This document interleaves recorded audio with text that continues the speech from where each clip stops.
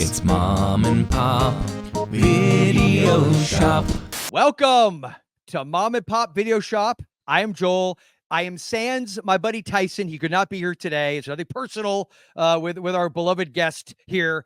He just basically, apparently has like work stuff, whatever. I took it personally. You should. You totally should, Yeah. Glenn. Yeah. But I am here with a very, very special guest. A guy that we'll get into like how I found out about everything. But then once I did like a deep dive and I was like, oh, cool, man. I feel like a kindred spirit here. We got the one and only Glenn Brown. For those that are film threat aficionados will maybe know him better as Glennuccio. I did say that right? I always have up names. Oh, Okay. you got it. You got it. You could have been like racist. Yeah, really. Yeah. You should have been, you son of a. Yeah. You said it properly. Race, culture Yeah. appropriation. You said it right. Yeah. I should have added like a real Italian, like a really phony Italian accent to it. Yes, I would have. Yes, I would prefer that actually. Yes. Glennuccio. There you go. There you go. All right. you With the hand. go. You're like an even. I even did the hand. Oh, what a douchebag. Exactly. Yes. Yes.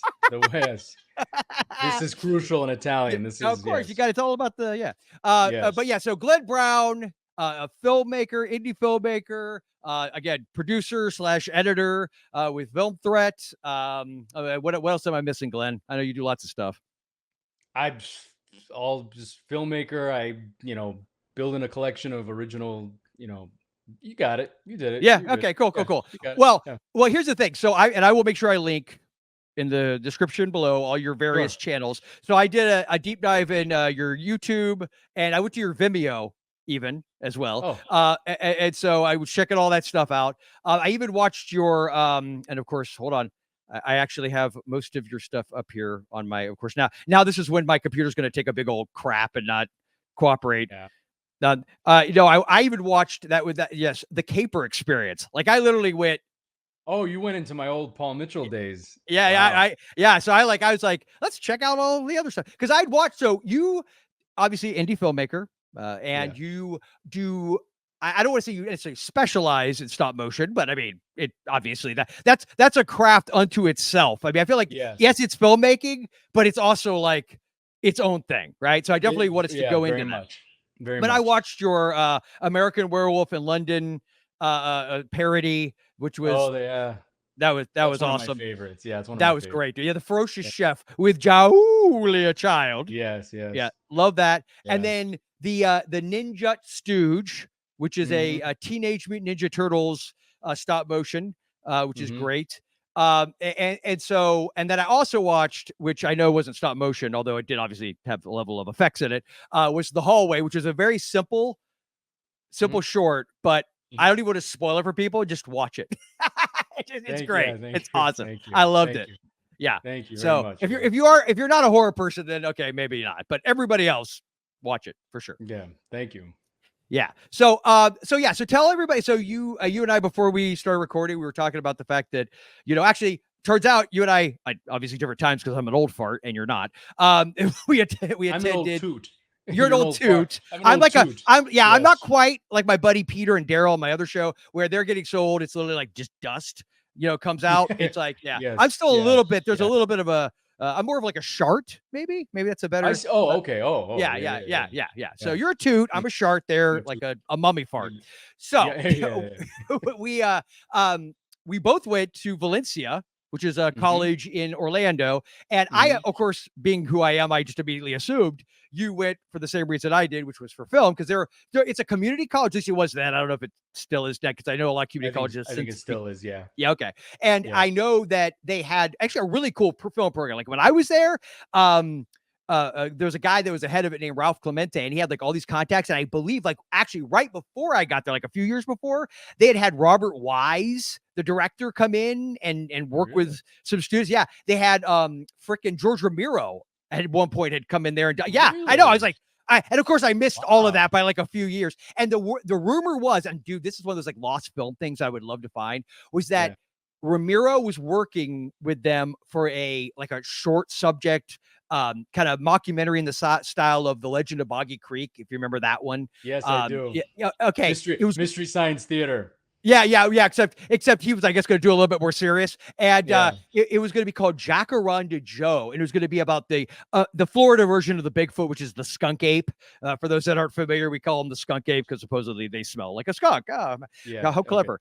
Yeah. And so they were going to do a short, and supposedly they even shot some kind of footage for this thing. So there's somewhere maybe in the world George Romero shot or directed footage for a fake documentary. I love that. I might be like total. This may be total misinformation, kids, and I am Really? Yeah. owning Yeah. it. Yeah. I'm totally gonna own it. I heard it You're gonna from a get a friend. notes thing in Yeah, YouTube. Like, yes, yeah. that'd be great. Yeah. It's like most Yeah. people get all the other crap. I get the we're pretty confident this is all made up. Yeah. Yeah. Yeah. Yeah. Yeah. But if there is, like, if there's even a shot that I'm a huge Romero fan, so if there's even a shot that there could be some Romero stuff out there, I thought that'd be pretty cool. But yeah, I missed all of that. That was cool. Oh man. Do you know who David Nutter is? Have you ever heard of that name? He was a big director on X-Files. He was also, I think he did Disturbing Behavior. He did the X-Files movie, the first one. No, I don't know. Okay. Yeah, okay. Again, because I don't want to get that. I'm going to cheat momentarily. Yeah, he directed Disturbing Behavior. Transfers 4, Jack of Death. I didn't know. Wait, how he did those? How did I not know that? Oh my God. I stand correct. Sorry, He invented the Nutter Butter? He invented the Nutter Butter. Yeah. Who knew? So David Nutter, though, had, again, another guy who had been involved, like, was because he knew Ralph Clemente, apparently, had been involved with the program there. Now, when I got there, the only thing that I remember being kind of cool, well, a couple things. One, we got to, there was a independent film being shot in that time in that area called Night Orchid by a director named Mark Atkins, who went on to make like a lot of these like sci-fi or asylum, like Sharktopus versus, Megacron. I mean, that's not one of his, but it's like those kind of movies, But Night Orchid was like this Southern Gothic kind of noirish thriller kind of thing, made for a couple $100,000, and they shot at 35. And I got to work, and they literally back then they still had a moviola and the chem table editing system. Like, we literally had like 35 millimeter. They had just gotten an Avid system in, like, when I was there. Wow. Like, they had just gotten that in. So I got to be one of the dialogue editors along with a bunch of other students. It was like one of the classes. So we got to be a dialogue editor on this freaking 35 millimeter shot film. It was like my first credit on anything, which is pretty cool. Nice. And and I remember sitting outside waiting for somebody outside a little film area, the film program area, and George the Animal Steel, the wrestler, had just been in Ed Wood, the movie, the Johnny Depp and Tim Burton movie, as Tor Johnson. And so it's all right in that same window, like 94-ish, Wow. And freaking, I look up, and George and I was, as a kid, I was a big wrestling fan. So looking up, like, what is that? George the Animal? Like that moment where your brain can't compute what you're seeing. Yeah. Like, why is he here? So I don't know if he knew somebody. I don't even know, have a clue why he was there. But that was like my touch with greatness, was being 2 feet from George the Animal Steel, waiting for a friend outside of a film program. But so I assumed all of that to say, I assumed you were part of the film program because you're a filmmaker, right? So, but it turns out I was completely and utterly wrong. So I will shut up now and let you take the floor and let us know what your journey has been to becoming a full-fledged indie filmmaker. Well, first of all, I'm waiting for that James Bond sequel, Shark to Pussy. Oh, yes. Yeah, As is everyone. Yes, that's gonna be the next one, Shark to Pussy. I went to Valencia. I did general studies there, but when I transferred to UCF, I majored in sports and exercise science. So did not go to school for film whatsoever. Been wanting to be a film director since I was 7 years old. And I went to school for the complete opposite. I was artsy fartsy and then went to college for the jock. I was a total jock in college, and because I got a little taste of that at the end of high school. So because I've always been athletic and played sports my whole life.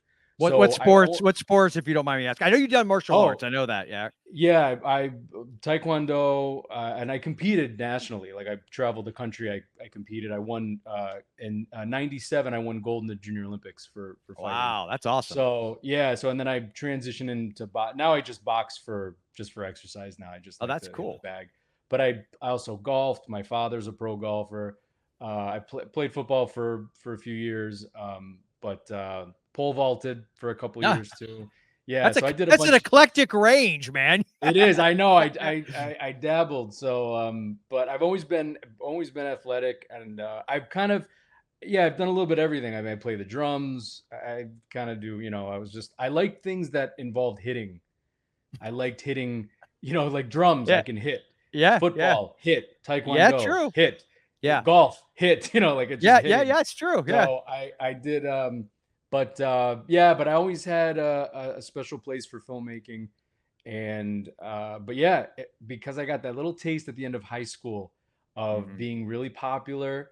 Hmm. And like my last year of high school was like a movie, was totally like the golden year.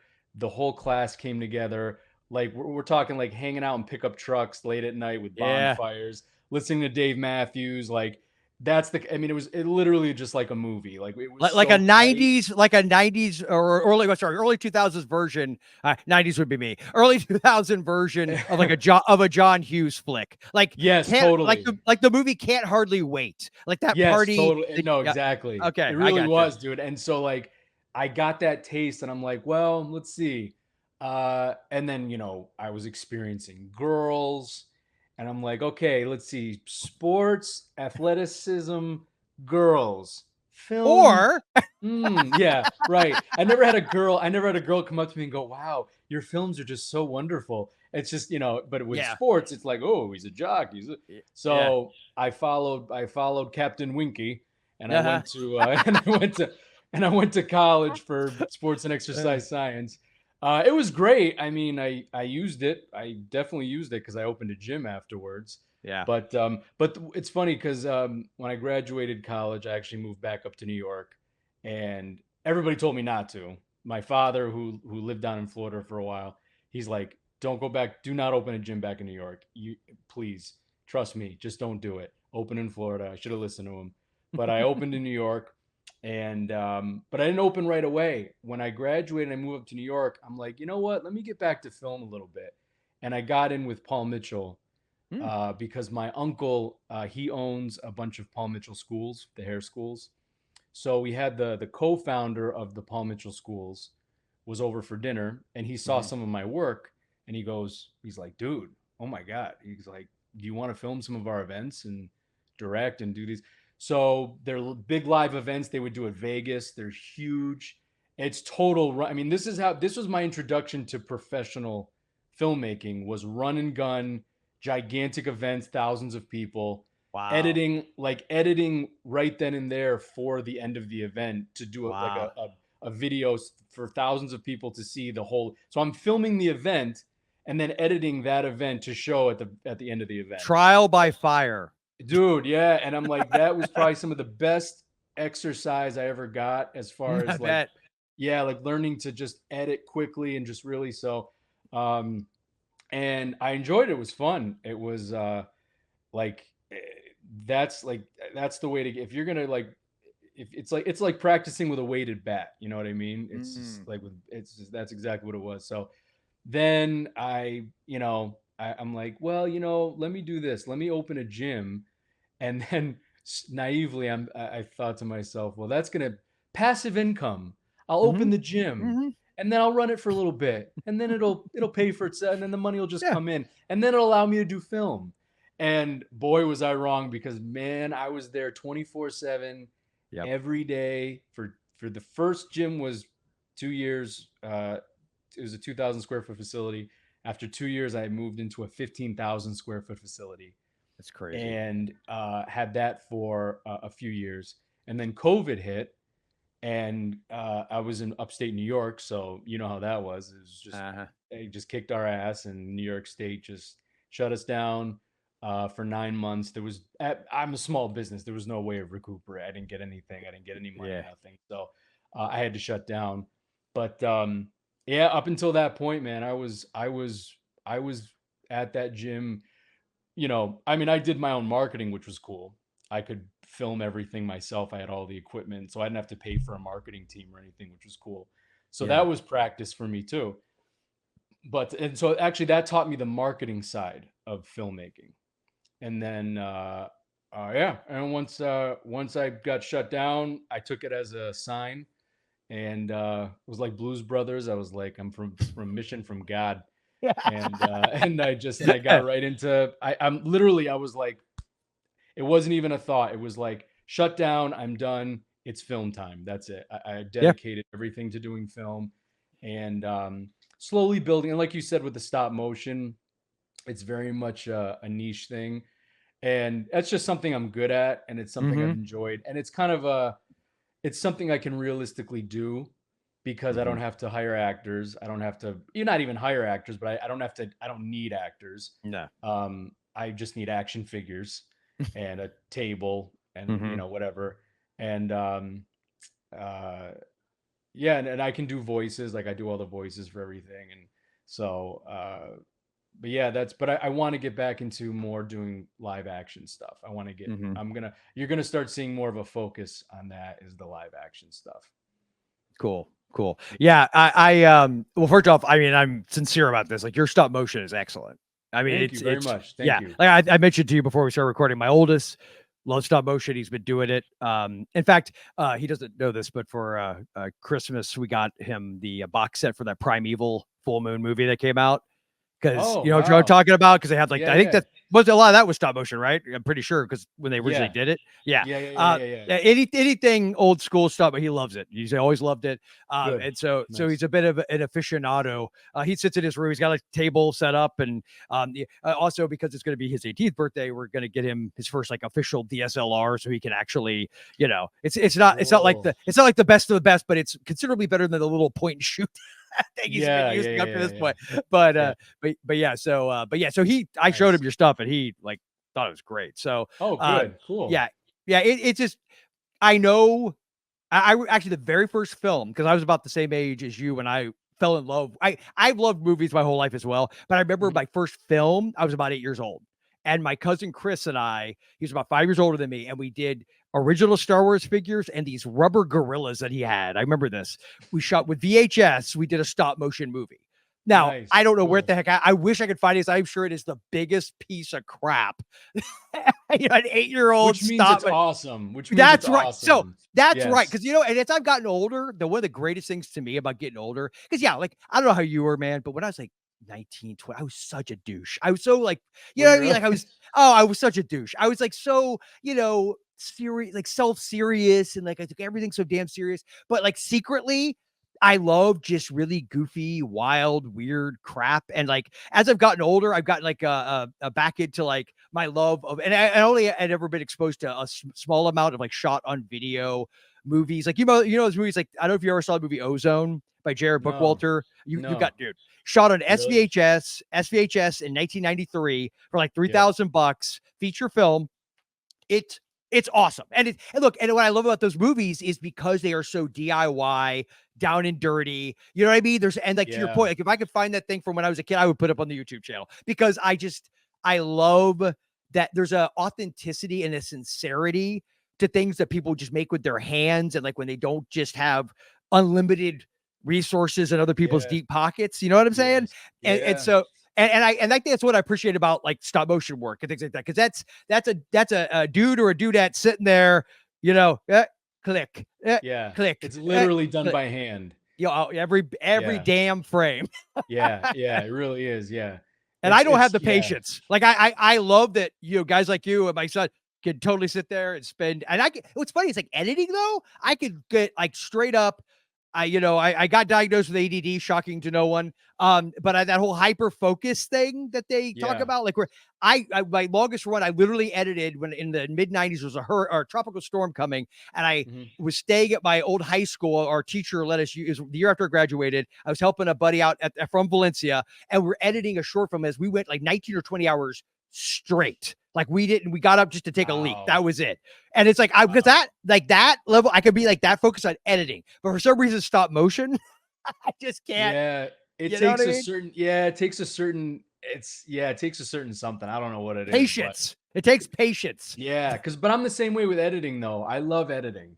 Yeah. That's my favorite part of the Yeah. process Me is too. the editing. Me too. Yeah, I I really love like editing. because that's when you're really putting it together. That's when it's Yep. becoming something. Yes. Because even if you're filming live action, it's like you're like, oh wait, what am I doing? What is this? You see it and Yes. you're like, Yeah. and it's funny, no matter how many times you do it, you're like, how is this going to become a thing? Yes. And then you Yes. edit and you're like, oh, okay, it's There coming. it is. Okay. Oh, that's Yeah. cause yes. Like even no matter how much Yeah. you plan, like you have your screenplay, you got your storyboard, your shot list, you rehearse, you block, Right, you work, right, but right. no matter what you do, you first off know it's never going to be exactly like what you had in your head. You have to accept that No. reality straight up. Yes. Right. And then you have to your point, it's like the fun part to me now is getting to that, like knowing, it's almost like I totally relate. Not, and by the way, when I say I relate to Hitchcock, I don't mean in any talent way. I mean in a attitude way, where he used to have the attitude, like for him, shooting was just like a means to an end. Like it was like he already had the movie done. He was storyboarded. He had it all planned out. He knew exactly what he wanted. He would sit with his editors like that. He was just he needed the footage, to put the guy. Like I get that. I get that at like the core of my being, what it means to just like you just want the footage. And so you got to get it, but it's that struggle, like you're saying, of knowing, like trusting the process. And honestly, and the other thing that's helped getting older for me is just like realizing I don't have to do everything, and don't, in fact, it's better that I don't, because I'm not great at a lot of stuff. So trusting others to bring what they have to the table and letting them do their thing. You know what I'm saying? Yes. Yes. Well, that's the key to a good director, is the delegating. And you know, like you're still, I mean, it's still your vision and you know how to direct, but you got to be able to delegate, and you got to bring on people that that you trust, that you have, that are going to do a great job. Cause then it's like, okay, I don't have to worry about it, but, that's no, I 100%, like my girlfriend, she crochets, and I look at that and I'm like, I couldn't do it as much as, but I think it just boils down to what you enjoy. If you enjoy it, doesn't matter how long it takes. You'll just love. That's true. Yeah, because this filmmaking, something I'll do. Filmmaking is a hobby just as much as it's a career. So no matter what, I'm always going to do it. Well, and it's funny you say it like that, because like, so for myself, like I think I mentioned to you earlier before we started. So I, I'd always wanted to be a filmmaker. I, tried to do, I did the indie thing. I made some shorts. I made one feature in 1999. We kind of finished it up early 2000, and we put it on VHS and thought we were going to, this is, by the way, this is like literally when internet was like pre-flash. Like this, there's like, there's definitely no YouTube, no real distribution channels to speak of. I was deluded thinking, and I think I mentioned that's how around the time I feel like I found, I know I'd heard of Chris Gordon. I knew of a Film Threat, obviously. But I think his Film Threat Film Festival book, I think one of the earlier versions of it must have come out around that time. I don't remember exactly when he released that. I do remember reading it, and I feel like in my head, it hell, for all I know, it came out 5 years later. I don't know, but in my head, it's like around that same time. But I was deluded. I was like, oh, maybe we could get this in Sundance. Oh, you simpleton. That's not how the real world works. So long story short, I did nothing with it. But as time wore on, I did a few more shorts. As people know, who've listened to me babble on the show before, my one, and I say fame very loosely, claim to fame is, if you're familiar with Fangoria magazine, the horror. Okay. So way back when, early 2000s, around 2004, they did something called the Fangoria Blood Drive. And it was a compilation that you could submit a short film, and they took 7 short films and they put it out, released it to like Blockbuster and Hollywood Video and stuff. And I managed to get my little short film I did that was essentially just a ripoff. Oh, I'm sorry, homage to Night of the Living Dead. Yeah, there you go. There you go. Yeah, exactly. Edit that part out. Yeah. I'm in homage to Night of the Living Dead. And I managed to get it in. And for editing, funnily enough. And so I literally, I remember this because this is around 2004. We hadn't had our first son yet. But I remember saying to my wife, because my wife and I met on a blind date in 1993, and we've been together ever since. So we got married in 96. Nice.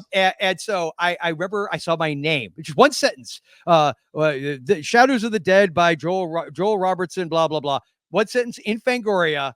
And I saw my movie in a set sitting on a Blockbuster shelf. I was like, I'm actually good now. Wow. I was like, for me, like you talk about being like because like I always thought I would like make money and I wanted to go to Hollywood and I blah blah blah. But it's like actually no, I was actually shockingly satisfied. That you know what I mean? This is all I need. Yeah. No, that's cool. That's awesome.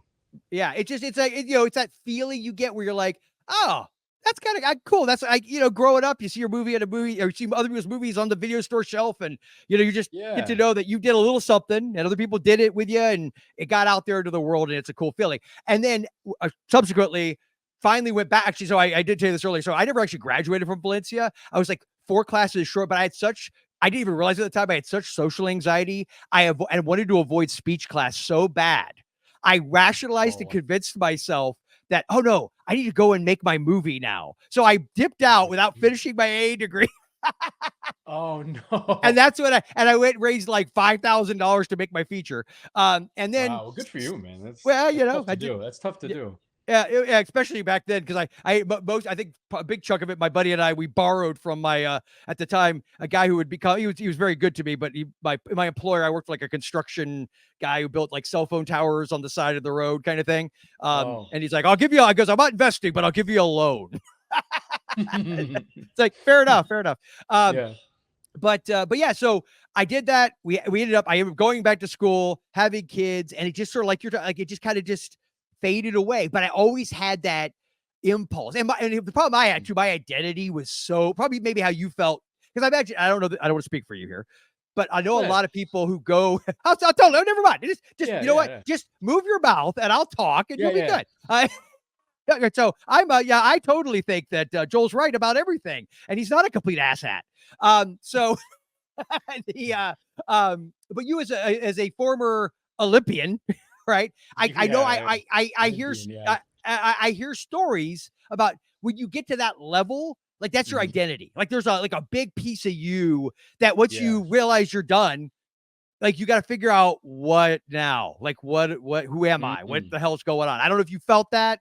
I don't know if Mhm. that was Yeah, but I did. yeah, so Yep. go ahead along those lines. Is that something you experienced, that sense of like losing yourself, or did you maybe feel it when you left filmmaking behind? No, no, I didn't feel it that young. That was something I felt after I graduated high school. It was like not really. I wouldn't say much of an identity thing, because I dealt with a lot of insecurities growing up. I was overweight as a kid, so I dealt with that. And I wasn't like I didn't have like bullies or anything, because they know I'd kick their ass if they, whatever. Like, I wasn't like slammed against the locker or whatever, Yeah. but I was actually just the worst. You know what the worst was? I was made fun of by girls. Guys never made Yeah. fun of me. Yeah, Girls that's the did, worst. and That's the oh, worst. I would But if have you rather had my head flushed down a toilet Yeah. by a I yeah. did, however, because I couldn't fight worth a shit. I got the crap kicked out of me all through 7th grade, especially. I went to Oh, a rough really? school. Oh, Oh bro. man. I was a chunky band nerd. Like Okay. now, to be fair, I Me played too. saxophone. Oh, really? Okay. I played Yeah. saxophone. What did you play? Drums. Okay, drums and saxophone are two cool ass instruments. I don't know what the hell the I problem know, was. really. You should have Right, been really. swooning the Yeah, ladies, yeah. man. I wasn't like a tuba. No offense to tuba players. It wasn't Yeah. like, Or I triangle. yeah, I didn't play. Ding. Yeah. No, it Yeah. was the saxophone. I sucked, but I still played it. And I got the crap beat out of me. But yeah, I remember that happening to me too, though. Where like a girl, Mhm. especially if it's one you kind of like had a secret crush on or whatever, and she mocks Mhm. you or calls you, chunk style or something, and you're like, I Chunk. could, Oh, that's yeah, at least yeah, she's yeah. that's original. Yeah, well, I may be giving her far too much credit. That's probably just me Oh, implanting okay, a okay, memory. yeah. Do you watch King of Queens? Oh yeah, oh yeah, oh yeah.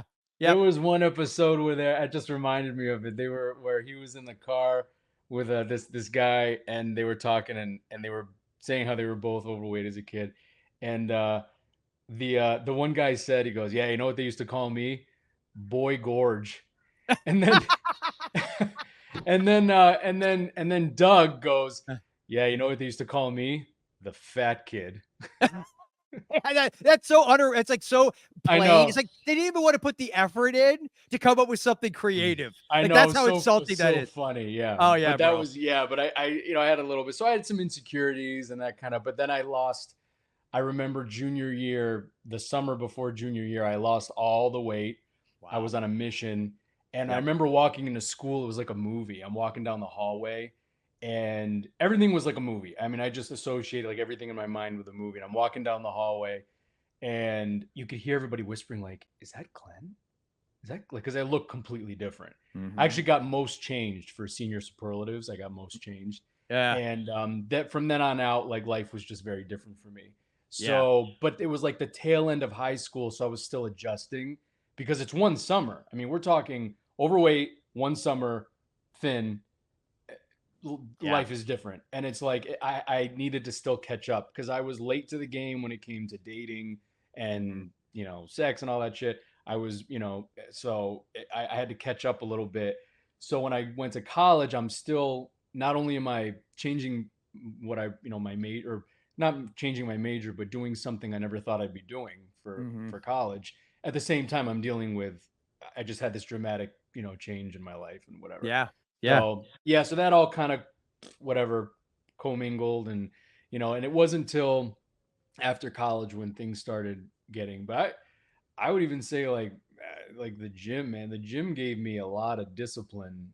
I mean, I was already pretty disciplined, but man, the gym was like when you when your livelihood is at stake. I mean, when everything is on the line. I mean, literally everything, every dime. I mean, I was done. I mean, I used up everything I had. I had nothing. I had loans like you would not believe. It was insane. Um, and when you realize, like, man, my life is at stake. If I don't make this work, I'm screwed. So that gives you a level of I always say, I'm like, two things everybody should do for at least a couple years: either join the military or start a business, because that will teach you discipline like there's nothing like it, you Yeah. know? So, but yeah, I had a little bit of that identity thing for a little while, and Yeah. then you get your groove.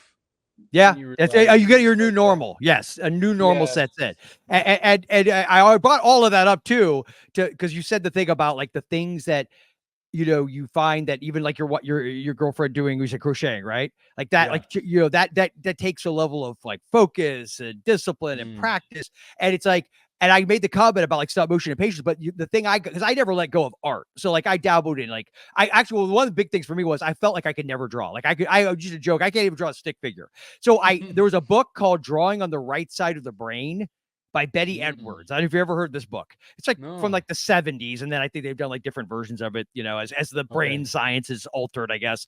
But just had these like techniques and tricks you could do, like drawing upside down. Like if you draw upside down, your brain doesn't process like whereas if somebody doesn't really know how to draw and you show them a picture like draw that, they're gonna just it's gonna, you know, because you're trying to you know draw it teaches you how to like just focus on where the line's going and the negative space and like I never understood any of that crap, and I taught myself how to. And so like before, like I basically made a discipline rule for myself every day for a year. Like I didn't miss a damn day for at least 1 hour.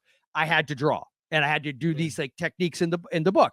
And at this point, speaking of a business, so my wife and I also started a business, which I won't bore the audience with going into. I'll tell you about it later. But long story short, my wife and I both lost weight. She also did the same thing as you in high school, lost like 80 pounds right before her senior year. Oh, yeah. Great. But then we got married. Sorry, you know, before we had kids, we both got like I was over 300 pounds, so was she. Like we got big. Love pounds. Love pounds. Yes. Yeah. And but she lost 170. Give or take. Wow. Over like 5 years while having our kids, like boom, boom, boom. And so we started a podcast. I had already been podcasting, got her to do one called Half Size Me.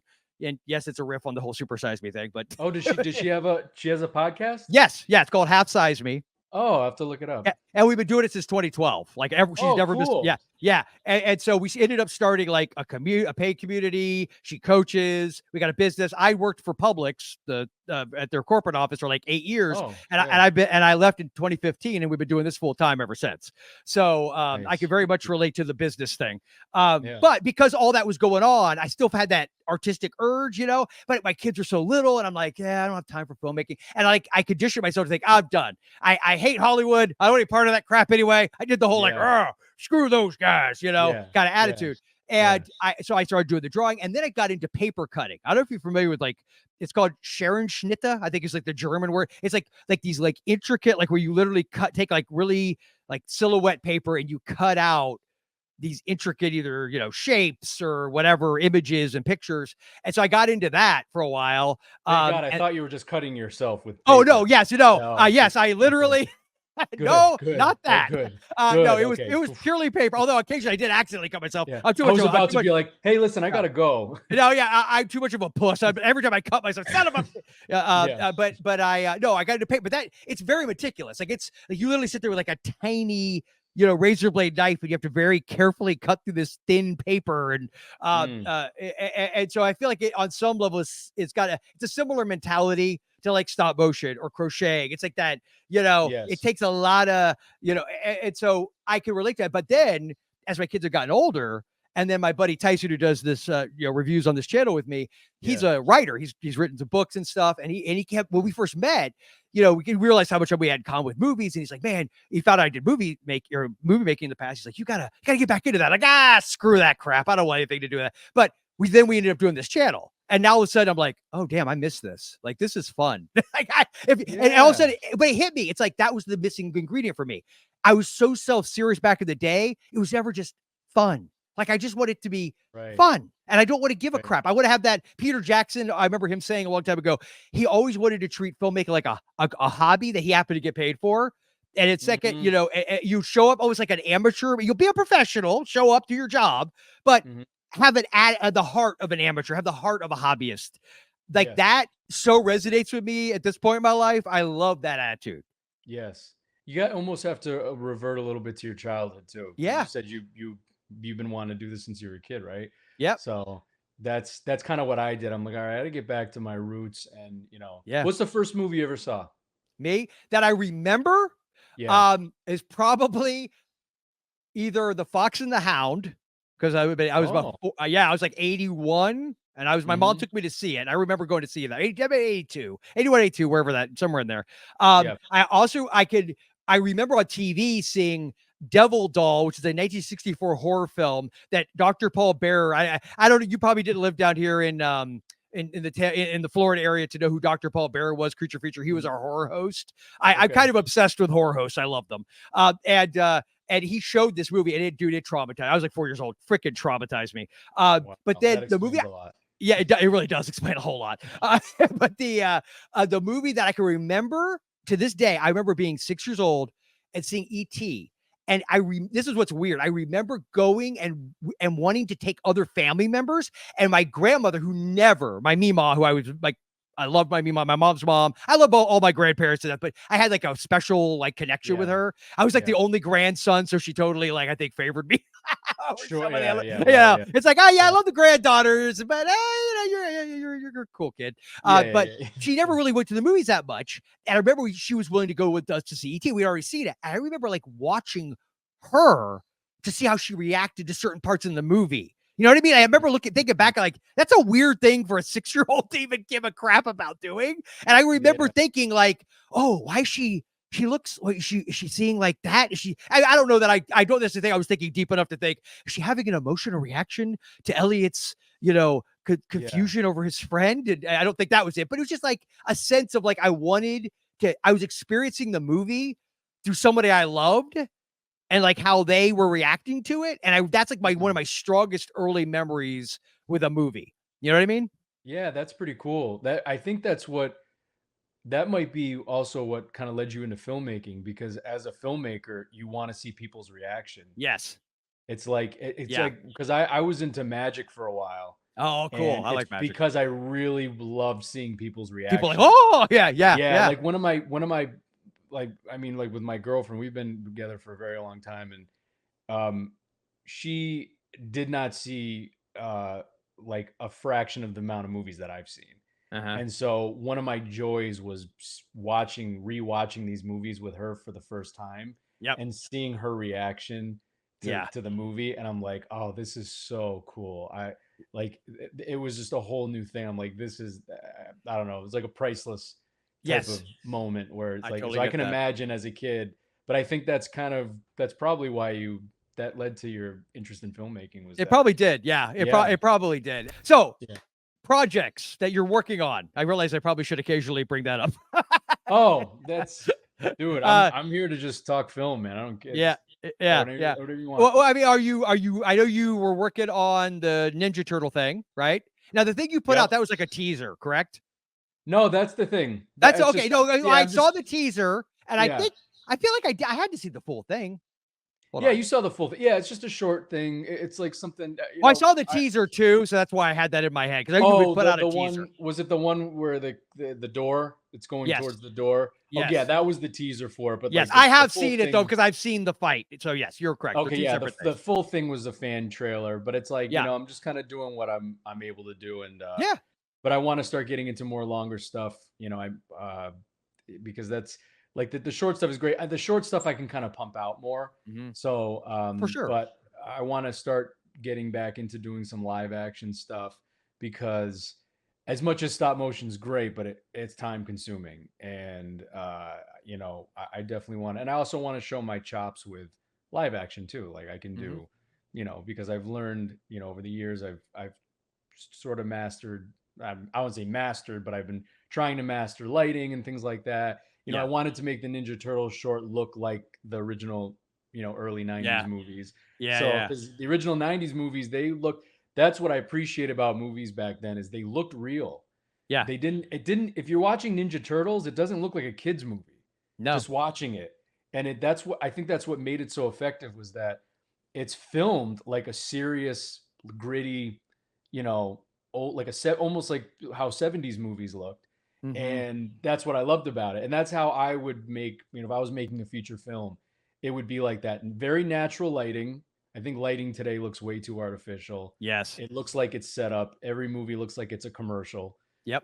The way that it looks like the lighting was professionally done ahead of time. Yes. It's And too. also think you think it's also like the color grading, like everyone overdoes Oh yeah. every aspect of it. Like I feel like you could see like I've got like a couple of like the smart LED like lights around me that like Yeah. change. It's like I feel like every freaking movie has like this kind of color palette. You know what I mean? Yes, it does, dude. It's Yeah, it it's does. so it's like why does everything have to look like a? And the other thing, and I'm sorry if you love this, I apologize in advance, but you know what I'm flipping over is goddamn drone shots, bro. Like in Yeah, I hear you. every and look, I get it. It's a cheapie, but back in the day, you had at least get in a freaking helicopter. Like I feel like you had to Yes. earn And it that. was shaky. Yeah, Yeah, I yes, love it that, wasn't. man. I do Yeah, it too. looked I love real. it, but it's like everything, and they always have to have that one over the. I was just my buddy Rick and I were griping about this the other day. It's got to have that shot over the highway where it's like follows the roof of the car, from like Oh 60 yeah, feet yeah, up, and especially yeah. if it's a horror movie because you got to show isolation. As he put it, he's Right, like yeah. Kubrick did it in The Shining, so we've got to do it now. But it's like, yeah, but Kubrick, again, helicopter. Second, Right. it was like everybody's doing it. And every Yeah. every Netflix doc has like these same series of like types of shots. It's like, Mm-hmm. come on, man. Come up with like a different palette. I don't know. No, I agree. I agree. Everything is too everything's too much of a formula now. And it's like, yeah, the drone shots, the color, the lighting just I hate the way movies look today. I Mm-hmm. really do. It takes me out of it, because it again, it looks artificial. It just doesn't. I am all natural when it comes to filming a movie. Like before they started doing LUTs and all that Mm-hmm. stuff, like now they go LUT crazy. Yep. And I miss the days of just where you depended on the lighting. Mm-hmm. The lighting had to be great, and like Mm-hmm. it wasn't like, oh, the lighting will be this, but then we'll just do all this in post and LUTs and color. Yeah. Like you do, yes, you do a little color grading, Yeah, we've obviously. always had the You any have color to. movie had color grading, of Right, course. you Yeah. have to do color, but like the simple stuff, like shadows, highlights, blah blah blah, all that stuff. But now it's like, oh my god, it's again, it doesn't look like real life. It's not to say it doesn't look great. Yes, you can say like, oh my god, it's beautiful. Yeah, Oh but yeah, totally. life Yeah. isn't always beautiful. Life just looks, again, like Ninja Turtles. I love Yeah. that's one of my favorite. The way that movie's lit, the Yeah. way that it looks is one of my favorite. Um, that's one of my favorite looking movies, is the Mm-hmm. original Ninja Turtles, because it just it's that perfect combination of, I feel like everything lands because of the way it looks. Like the humor lands better. The fact that it's like adults can watch it. Like when you watch the new Ninja Turtles movies, the Michael Bay, whatever, Yeah. it's like, as an adult, you're gonna see it and go, this is for kids. when you watch the original Ninja Turtles, that was the beauty about kids movies back in the days. Adults could enjoy them too. Yes. Like you are not going to see Gen Z when they're adults. Nope. Looking back and watching movies, they're so just, it's a moment in time. You liked it at this age and that's it. We still think about it. Think about all the kids stuff we still watch today and think it's hilarious. I get what you're saying. Like a movie like Eliminators, which is just wacky and goofy, but I wanted to show it to my kids, and it's a total just B movie, you know, schlock. That's why I was telling you earlier, I love like shot and video stuff so much, because it is so lo-fi. It's because it doesn't look like everything else. And yes, I understand it's a lot of it's amateur and it doesn't, you know, the lighting is, I mean, it's a lot of times it's VHS for God's sake, but there's, because it's, when I could juxtapose that in my mind about how everything is so homogenized now, I love it. It's like, it's like a fresh glass of water creatively for me. Like I just enjoy the hell out of it. I guess not for everybody, but I'd rather watch that than the latest thing that looks just like everything else. Man, I feel like I could do this with you for like the next 3 hours. I know. Yeah, we could. Yeah, seriously. But I want to make sure before we wrap it up that tell people where they could check out your work. I'm going to obviously put links in the show notes and whatnot for all the stuff you're doing, but let them know where they can find you. Let them know, about like Film Threat. Let them know whatever you want to let them know. We'll go from there. Yeah, I'm the editor for Film Threat, so obviously check those guys out. They're awesome. They're hilarious. And my stuff, my YouTube channel is everything's Glennuccio. So I should have put that on my little here. I'll put it in the it's GLENN and then UCCIO, but Instagram's Glennuccio, YouTube's Glennuccio, my website Glennuccio.com. That's the beauty about having that name is literally no one in the world that has it. Very nice. So you can find me there. And I got some stuff in the works. I'm even writing a couple of screenplays for feature films that I'm like. Sweet. So well, whenever you're working on your projects, bro, anytime you want to like promote, I mean, our channel's itty bitty, but I'm happy to like promote. No, I love promoting indie filmmakers and listen, I think first of all, you're a natural at this. Like you're going to grow fast just from talking to you. This is the first time I've ever talked to you. Yeah. You like, this is your thing, dude. You're good at this. You got like the look of your channel, everything. Like you're definitely, you're going to grow fast. I'm telling you that's why I really want to do this with you, because I saw, I'm like, this guy knows what he's doing. He's got a good vision here. So I really dig the channel, man. You guys do a good job. So well, thank you. And you do movies like Better Off Dead, which which immediately we're halfway decent human beings. Exactly. Right, like the first time Glenn and I are going back and forth for like he throws a quote from Better Off Dead at me. I'm like, okay, I see your quote. And I raise you. And I'll raise you. Yeah, and then we just basically did the whole movie. And then basically, 2 days straight. Really quick before we get off, I gotta ask you. Okay, because it's Halloween, so I gotta ask you. Okay. Because these are some of my favorite Halloween movies. I gotta ask you if you've. I know you've probably seen some of them, but have you ever seen Transylvania 65000? Yep, with hold on, Gina Davis, Ed Begley Jr. and Jeff Goldblum. Yes. Okay. Good. All right. The Ghost and Mr. Chicken. Yes, with Don Knotts. Yes. All right. Once Bitten. Oh, dude, Jim Carrey. Freaking Lauren Hutton, right? Oh, I love that movie, bro. I saw that movie when I was like 11 years old, and like I love that movie so much. Oh, is it? Wait, hold on, wait. What is the line about? Oh, come on, Joel, you can do this. Don't be an old man. Where his girlfriend, who I used to think was absolutely gorgeous. I mean, still think it, but used to. I was gonna say, I was used to. Like nothing changed. It's the one where she's like, he likes me because I'm nice and sweet and pure. So fuck off. Oh yeah. My girlfriend says that all the time. Oh, dude, it's great. Yeah. I love that line. Yeah. And then I know you've seen Clue. Actually, I just took my kids. My wife and I did. She likes to go to like. I'm not a musical guy, unlike Alan. I'm not a musical guy. I like horror. Like I like Little Shop of Horrors. And I like Sweeney Todd. Like if there's bloodletting of any sort that I might like. And I Grease because I grew up in Grease. But Wizard of Oz too. Wizard of Oz. But the original Clue, they did a musical at one of our local little theaters here, and my wife wanted to go see it. Yeah, it was actually pretty good. And they actually gave you like a card to keep track of, and I think every show they do a different outcome. Yeah, it was actually pretty cool. It was fun. Oh, that's cool. Because we're going to. I love Clue. Oh, dude, Clue. Yeah, those are the movies that I watch probably each of them 5 Oh. times per Halloween. Like, Yeah. I watch them on repeat. It's insane. Yeah. But yeah, our local theater over here, they're showing Young Frankenstein later this month. Oh, yes, Yeah, my kids have seen that. I actually took them to see Blazing Saddles when Fathom Events did it a couple weeks ago or 1 month ago or whatever it was. We saw yeah. Blazing Saddles at the theater. But yeah, I love Young Frankenstein. Young What's a, you know, Frankenstein. yeah, Frankenstein. Oh, yeah. We better stop because we'll do Yes, that I whole know. movie right now. I know. Yeah. I know. Yeah, I had to stop myself because I'm gonna do the whole. But it's funny, the guy. Oh shit, what's his name? I feel like an idiot for not. Mel From Brooks, Blazing Saddles. No, from Gene Wilder, no, the the sheriff. sheriff. Oh, sheriff. Yeah. He's in What's Bitten. Oh, come on. No, hold on. He's I'm not looking. Sebastian. Yeah, he's Yeah, in What's Bitten. Yeah. Why? No, hold on. It's right. Oh, dude, he's in an episode of Alf. He plays like this old Is he man. really? Yes, he's in an episode of Alf, like one of Is those he Christmas really? episodes that is very like sad, makes you.